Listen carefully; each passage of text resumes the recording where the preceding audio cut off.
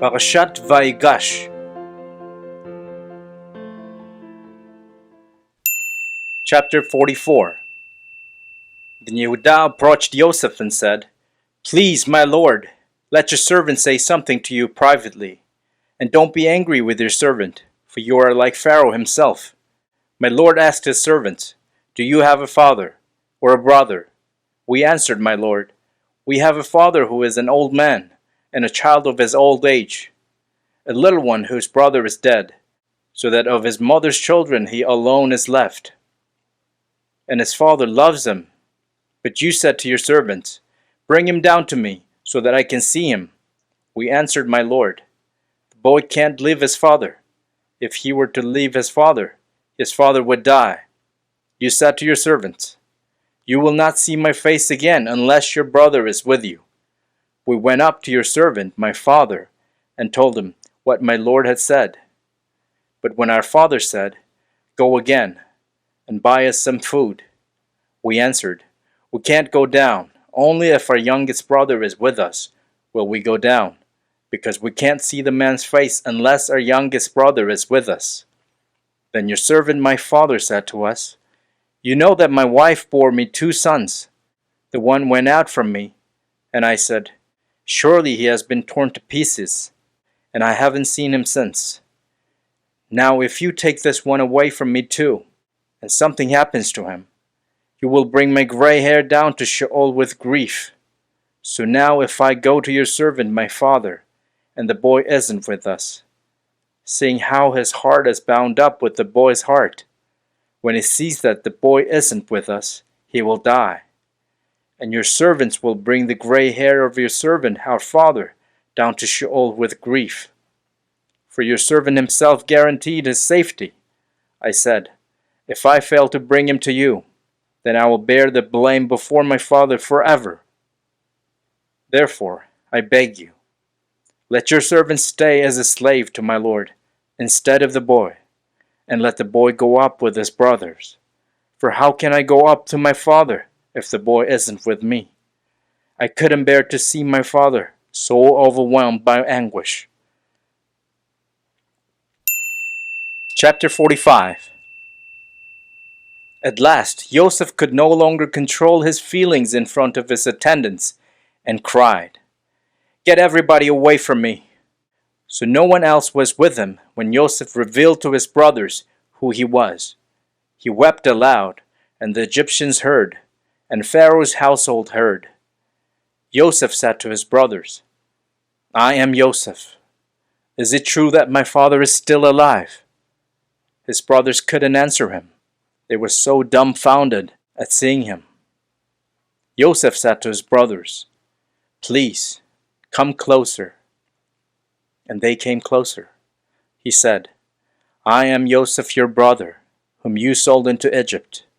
But don't be sad that you sold me into slavery here, or angry at yourselves, because it was God who sent me ahead of you to preserve life.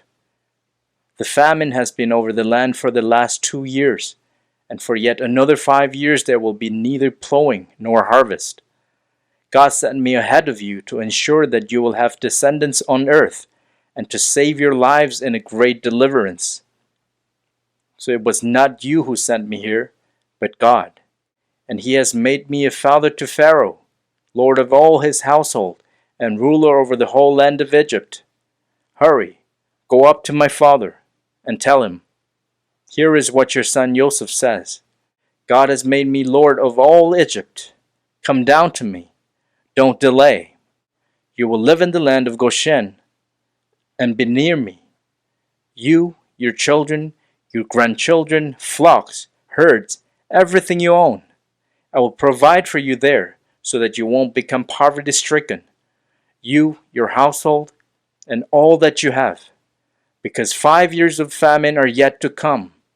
Here, your own eyes see, and the eyes of my brother Benjamin, that it is my own mouth speaking to you. Tell my father how honored I am in Egypt, and everything you have seen, and quickly bring my father down here." Then he embraced his brother Benjamin and wept, and Benjamin wept on his neck, and he kissed all his brothers, and wept on them. After that, his brothers talked with him. The report of this reached Pharaoh's house. Joseph's brothers have come, and Pharaoh and his servants were pleased. Pharaoh said to Joseph, "Tell your brothers, here's what you are to do. Load up your animals, go to the land of Canaan. Take your father and your families, and come back to me. I will give you good property in Egypt, and you will eat the fat of the land. Moreover, and this is an order, do this.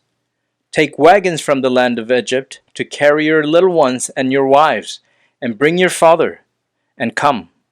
Don't worry about your stuff, because everything good in the land of Egypt is yours." The sons of Israel acted accordingly.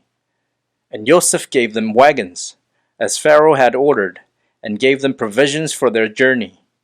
To each of them he gave a set of new clothes, but to Benjamin he gave 7.5 pounds of silver and 5 sets of new clothes.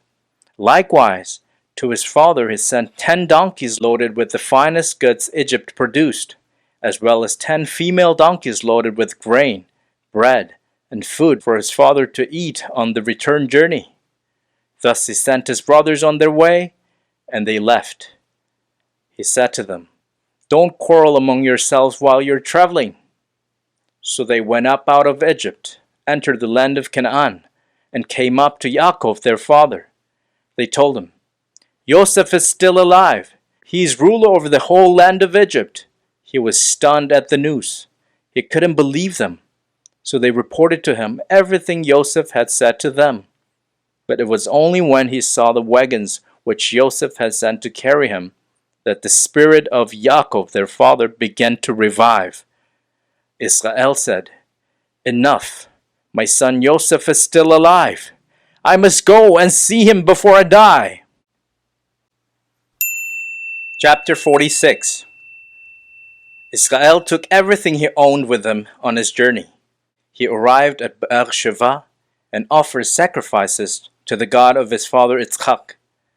In a vision at night, God called to Israel. "Yaakov, Yaakov," he answered. "Here I am," he said. "I am God, the God of your father. Don't be afraid to go down to Egypt.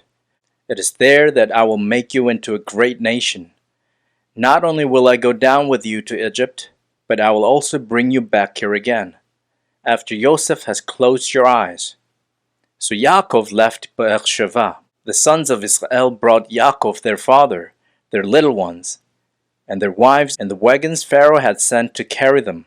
They took their cattle and their possessions, which they had acquired in the land of Canaan, and arrived in Egypt. Yaakov and all his descendants with him, his sons, grandsons, daughters, granddaughters, and all his descendants he brought with him into Egypt.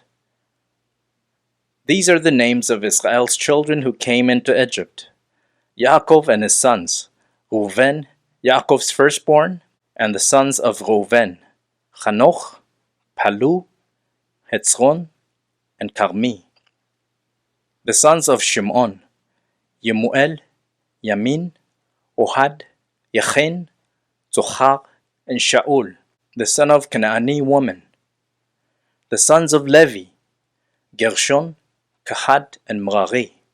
The sons of Yehudah, Onan, Shelah, Peretz, and Zerach.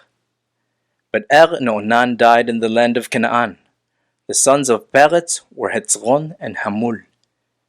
The sons of Issachar, Tola, Puvah, Yov, and Shimron. The sons of Zevulun, Sered, Elon, and Yachleel. These were the children of Leah whom she bore to Yaakov in Patan Aram, with his daughter Dinah. In sum, his sons and daughters numbered 33. The sons of Gad, Ziphion, Hagi, Shuni, Etzbon, Eri, Arodi, and Areli. The children of Asher, Imnah, Ishva, Ishvi, Beriah, and their sister Serach. The sons of Beriah were Hever and Malkiel. These were the children of Zilpah, whom Lavan gave to Leah his daughter. She bore them to Yaakov, 16 people. The sons of Rachel, Yaakov's wife, Yosef and Binyamin. To Yosef in the land of Egypt were born Manasseh and Ephraim, whom Osnat, the daughter of Potipharah the priest of On, bore to him. The sons of Binyamin, Bela, Becher, Ashbel, Gera, Naaman, Echi, Rosh, Mupim, Hupim, and Ard. These were the children of Rachel who were born to Yaakov, in sum 14 people. The sons of Dan, Hushim. The sons of Naphtali, Yachzeel, Guni, Yetzer, and Shulem. These were the sons of Bilhah, whom Lavan gave to Rachel his daughter. She bore them to Yaakov, in sum 7 people. All the people belonging to Yaakov coming into Egypt, his direct descendants, not counting Yaakov's sons' wives, totaled 66. The sons of Joseph, born to him in Egypt, were 2 in number. Thus all the people in Yaakov's family who entered Egypt numbered 70. Yaakov sent Yehudah ahead of him to Joseph, so that the latter might guide him on the road to Goshen. Thus they arrived in the land of Goshen. Joseph prepared his chariot and went up to Goshen to meet Israel his father. He presented himself to him, embraced him, and wept on his neck for a long time. Then Israel said to Joseph, "Now I can die, because I have seen your face and seen that you are still alive." Joseph said to his brothers and his father's family, "I'm going up to tell Pharaoh. I'll say to him, 'My brothers and my father's family, who are in the land of Canaan, have come to me. The men are shepherds and keepers of livestock. They have brought their flocks, their herds, and all their possessions. Now when Pharaoh summons you and asks, 'What is your occupation?' tell him, 'Your servants have been keepers of livestock from our youth until now, both we and our ancestors. This will ensure that you will live in the land of Goshen. For any shepherd is abhorrent to the Egyptians.'" Chapter 47. Then Joseph went in and told Pharaoh, "My father and brothers have come from the land of Canaan with their flocks, livestock, and all their possessions. Right now they are in the land of Goshen." He took 5 of his brothers and presented them to Pharaoh. Pharaoh said to his brothers, "What is your occupation?" They answered Pharaoh, "Your servants are shepherds, both we and our ancestors," and added, "We have come to live in the land, because in the land of Canaan there is no place to pasture your servants' flocks. The famine is so severe there. Therefore, please let your servants live in the land of Goshen." Pharaoh said to Joseph, "Your father and brothers have come to you, and the land of Egypt lies before you. Have your father and brothers live in the best property in the country. Let them live in the land of Goshen. Moreover, if you know that some of them are particularly competent, put them in charge of my livestock." Joseph then brought in Yaakov, his father, and presented him to Pharaoh, and Yaakov blessed Pharaoh. Pharaoh asked Yaakov, "How old are you?" And Yaakov replied, "The time of my stay on earth has been 130 years. They have been few and difficult, fewer than the years my ancestors lived." Then Yaakov blessed Pharaoh and left his presence. Joseph found a place for his father and brothers, and gave them property in the land of Egypt, in the best region of the country, in the land of Ramses, as Pharaoh had ordered. Joseph provided food for his father, his brothers, and all his father's household, taking full care of even the youngest. There was no food anywhere, for the famine was very severe, so that both Egypt and Canaan grew weak from hunger. Joseph collected all the money there was in Egypt and Canaan in exchange for the grain they bought, and put the money in Pharaoh's treasury. When all the money in Egypt had been spent, and likewise in Canaan, all the Egyptians approached Joseph and said, "Give us something to eat, even though we have no money. Why should we die before your eyes?" Joseph replied, "Give me your livestock. If you don't have money, I will give you food in exchange for your livestock." So they brought Joseph their livestock, and Joseph gave them food in exchange for the horses, flocks, cattle, and donkeys. All that year he provided them with food in exchange for all their livestock. When that year was over, they approached Joseph again and said to him, "We won't hide from my lord that all our money is spent, and the herds of livestock belong to my lord. We have nothing left, as my lord can see, but our bodies and our land. Why should we die before your eyes, both we and our land? Buy us and our land for food, and we and our land will be enslaved to Pharaoh, but also give us seed to plant, so that we can stay alive and not die, and so that the land won't become barren." So Joseph acquired all the land in Egypt for Pharaoh, as one by one the Egyptians sold their fields, because the famine weighed on them so severely. Thus the land became the property of Pharaoh. As for the people, he reduced them to serfdom city by city, from one end of Egypt's territory to the other. Only the priest's land did he not acquire, because the priests were entitled to provisions from Pharaoh, and they ate from what Pharaoh provided them. Therefore they did not sell their land. Then Joseph said to the people, "As of today I have acquired you and your land for Pharaoh. Here is seed for you to sow the land. When harvest time comes, you are to give 20% to Pharaoh. 80% will be yours to keep for seed to plant in the fields, as well as for your food, and for that of your households and your little ones." They replied, "You have saved our lives, so if it pleases my lord, we will be Pharaoh's slaves." Joseph made it a law for the country of Egypt, valid to this day, that Pharaoh should have 20%. Only the property belonging to the priests did not become Pharaoh's. Israel lived in the land of Egypt 17 years. They acquired possessions in it and were productive, and their numbers multiplied greatly.